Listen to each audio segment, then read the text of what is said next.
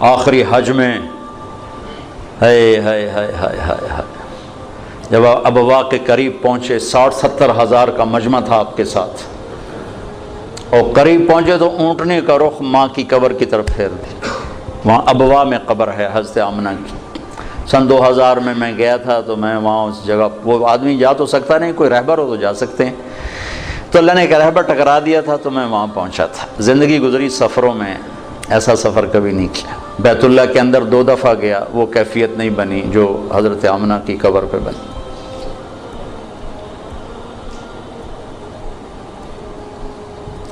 مجھے وہ چھوٹا سا محمد نظر آنے لگا، جو ماں کی عمر کیا تھی؟ 25 سال۔ باپ کب فوت ہوئے؟ 25 برس۔ ماں کب فوت ہوئی؟ 25 برس۔ اور 3 افراد، ام ایمن خادمہ، والدہ جناب رسول اللہ صلی اللہ علیہ وسلم۔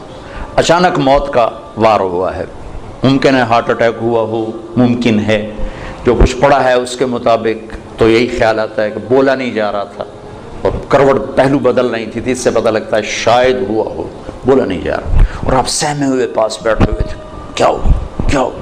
پھر آخری الفاظ، کل حی میت و کل جدید بعد، بیٹا ہر زندہ نے مرنا ہے، ہر جوانی نے ڈھلنا ہے، لگتا ہے میرا وقت آ گیا ہے۔ وقد ولدت طہرا، میں نے ایک پاکیزہ ہستی کو جنم دیا ہے۔ شمع بجھ گئی، پھر آپ سینے پہ سر رکھ کے روئے ہیں، کوئی آنسوں پوچھنے والا بھی نہیں تھا۔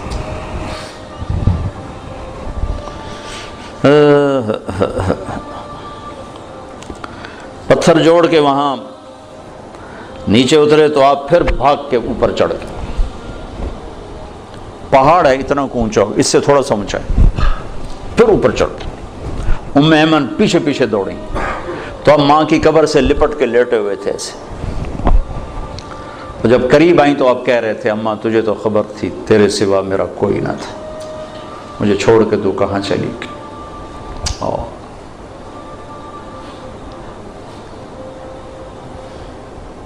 دوبارہ جہاں ایک دفعہ چلا جاؤں دوبارہ جانے کی تمنا نہیں ہوتی، وہاں جانے کی تمنا ہوتی کہ دوبارہ اللہ موقع دے تو میں وہاں جاؤں۔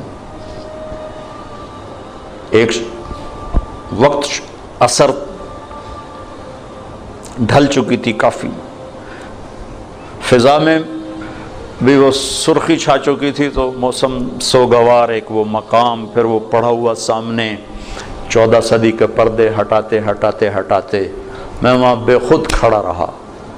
واہ میرے رب، جس کو تو نے حبیب بنایا اسے اتنے بڑے دکھ میں ڈالا، ہوئے ہوئے ہوئے ہوئے،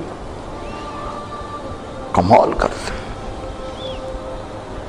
باپ دیکھا نہیں، بہن ہے نہیں، بھائی ہے نہیں، چلو مکے میں موت دے دیتا، کوئی دادا دادی کوئی تو چاہ لیندہ، جنگل میں موت دی۔ کبھی اللہ تمہیں موقع دے تو دیکھنا جا کے وہ جنگل۔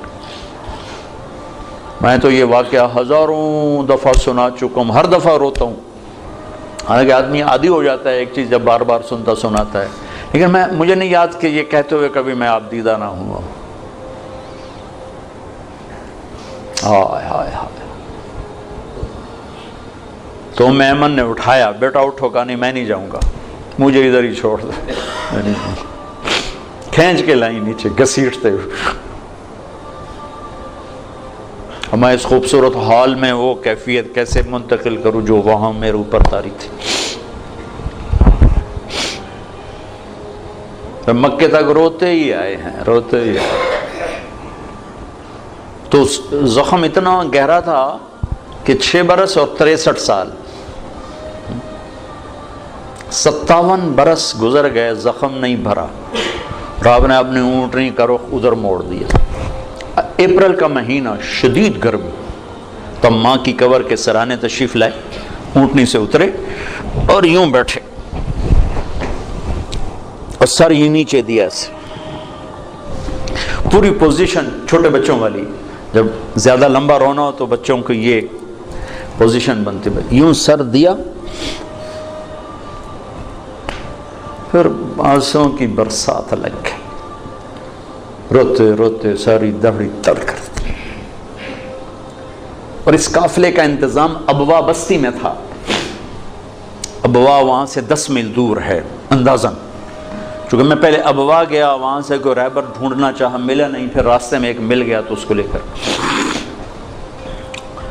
تو پھر آپ نے فرمایا کہ میں ادھر ہی آج قیام کروں گا۔ وہاں نہیں گئے جہاں سارا انتظام تھا ٹھہرنے کا، ماں کے سرانے رات گزاری ہے۔ جن کے ہاتھ میں جنت کی چابی ہے، جن کے بغیر کوئی جنت میں جا نہیں سکتا۔ آپ نے کہا سارے نبیوں پر بھی جنت حرام ہے جب تک میں نہ چلا جاؤں، وہ اپنی ماں کے لیے ایسے بے قرار ہیں۔